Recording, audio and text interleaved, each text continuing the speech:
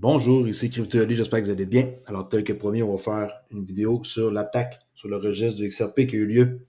En passant, le réseau n'a jamais été à terre, même pas une seconde.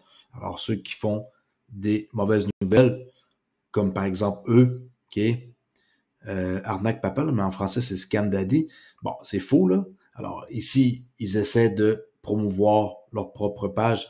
Ne vous fiez pas à ça. Il y a des gens ici, comme par exemple Neil Hartner, qui est ingénieur logiciel senior chez Ripple, qui va confirmer le tout. Et eux, qu'est-ce qu'ils ont dit? Bon, Bitcoin, qui gère des millions d'inscriptions, qui n'ont pas d'inscriptions depuis de nombreux mois, sans problème, mais quelques jours, il y a 2 jours, sur le XRPL, ça a été paralysé, leur infrastructure de base. C'est complètement faux, qu'il n'y a pas aucune infrastructure qui a été paralysée. Eux, ils essaient de dire ça ici. Oui, il y a eu une attaque, c'est bel et bien réel, mais il n'y a pas eu aucune paralysée du système. Et là, ils comparent ici en quoi que Bitcoin n'a jamais traité plus de 500 000 inscriptions en une seule journée. Au cours des dernières 24 heures, le XRPL a traité plus de 2,6 millions de transactions d'inscription. Ça fait comme pas mal de transactions. Alors, XRPL est attaqué. XRPL reste solide et il ne faut pas s'inquiéter. N'oubliez pas un truc, okay? C'est open source. Alors, n'importe qui peut inscrire un message. La rumeur en quoi que le XRPL a arrêté est complètement faux. Certaines personnes, je vous le dis, aiment prendre l'avantage de ça pour des raisons X, hein, marketing. Alors ça, c'est une réponse de Neil Hartner, que je vous rappelle, qui est ici ingénieur logiciel senior chez Ripple. Là, on a OnLedgerNet qui dit qu'il ne s'agit pas de transaction d'inscription. Il s'agit d'une simple opération de paiement avec une note jointe. Il n'y a rien d'autre dans la transaction. Et on va aller voir la prochaine photo de Richard A.H., qui est directeur de la technologie chez XRPL Lab, qui dit, répétez après moi, le XRPL n'est pas une chaîne UTXO. Le XRPL ne peut pas prendre en charge les ordinaux. On va aller voir c'est quoi des ordinales, là. Okay. Il ne peut pas prendre en charge l'ordinaux ou leur inscription. Les projets qui font des ordinaux sur le XRPL sont du spam absurde. Alors, c'est du monde qui ne connaissait même pas ce qu'ils faisaient, mais ils se sont essayés. Et il y a eu comme quelques validateurs, par exemple, ça prend 35 validations pour confirmer.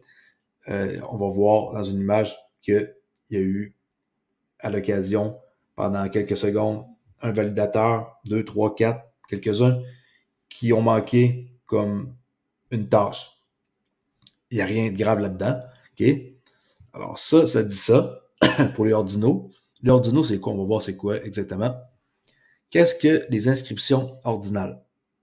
Les ordinaux sont des moyens de créer des NFT Bitcoin en attachant des données telles que des images, des vidéos et plus encore à un Satoshi individuel sur la blockchain de base de Bitcoin. Contrairement à leurs prédécesseurs, les NFT ordinaux n'existent pas sur une couche séparée de Bitcoin. Au lieu de cela, ils utilisent un système d'ordonnancement arbitraire, mais logique, appelé la théorie ordinale pour attribuer à chaque Satoshi Bitcoin individuel un numéro unique. À cet égard, les NFT ordinaux sont entièrement natifs de Bitcoin, fonctionnent sans modification du protocole Bitcoin, ne nécessitent aucune couche supplémentaire et sont rétro-compatibles avec le réseau. Et ici, un truc important, il est important de noter que ces mises à jour n'ont pas été réalisées dans le but spécifique de permettre ces nouveaux types d'NFT. Cependant, chaque mise à jour a augmenté la quantité de données arbitraires pouvant être stockées on-chain dans un bloc, ce qui signifie qu'il y a maintenant de l'espace pour des images, des vidéos et même des jeux. les NFT ordinaux ont été rendus possibles de manière involontaire. Alors, ça n'a rien à voir avec le XRPL. Avec les fausses transactions, là, on voit Witsy Wine qui parle de Xaman, qui est anciennement Xom. Avec les fausses transactions d'inscription que le XRPL voit actuellement, nous obtenons un test de TPS gratuit, transaction par seconde, du réseau principal qui est du XRPL. À 50 transactions par seconde, les validateurs commencent à se relayer pour suivre les validations. Et là, on peut voir Average Transaction Ledger, transaction par seconde 53. Et ça, c'est l'image que je vous ai dit. À un certain moment donné, on a vu, par exemple ici, Missing, le validateur de Ripple, 34 sur 35, un manquant. XRP Université, c'est un validateur universitaire, 2 manquants. Même chose pour XRP validateur, FTSO AU, Flagship Solution, probablement. Souvent, c'est quelqu'un qui met son nom et une compagnie, là. Harrington Capital, eux autres non plus, ils n'ont pas de validateur personnel, c'est juste qu'ils mettent de l'argent chez quelqu'un qui héberge. 34 sur 35, c'est le genre de petite erreur comme ça qu'il y a eu. Okay. Alors, qu'est-ce qu'on peut voir? À 50 transactions par seconde, les validateurs commencent à se relayer entre eux. Faut pas penser qu'il y a eu quoi qui est arrivé. Le monde essaie de faire du FOD et de mettre la panique dans la communauté. Je suis enfin reconnaissant que nous puissions enfin, espérons-le, mettre fin à cette discussion sur les transactions par seconde pour la prochaine année. Et est-ce qu'il faut augmenter le type, le code pour avoir plus de transactions? Ben, lui, il dit qu'améliorer certaines parties du code source, nettoyer la dette technique, certaines choses sont en cours d'élaboration. Tu sais, c'est pas un truc qu'ils vont faire de matin, là, mais c'est pas plus grave que ça. Ça ressemble à ça, le XRP Ledger. OK? S'il y en a qui n'ont jamais vu en temps réel, regardez.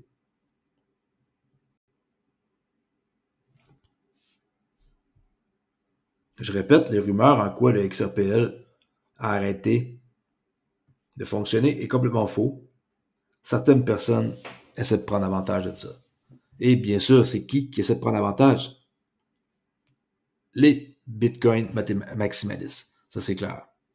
Les maxi Bitcoin, ils ne nous ratent pas et pensent que on a des problèmes. Il n'y a pas de problème chez Ripple et on a la meilleure technologie et probablement les meilleurs développeurs au monde. C'est juste que les gens ne connaissent pas la technologie qui est derrière ça.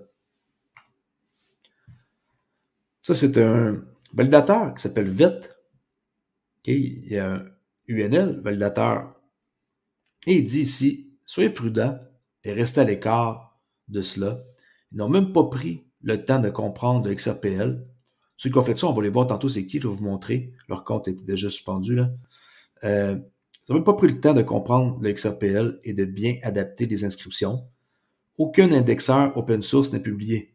En plus, cela repose sur du marketing pur et du spam du grand livre pour provoquer un battage médiatique. Littéralement une poignée de comptes. Okay.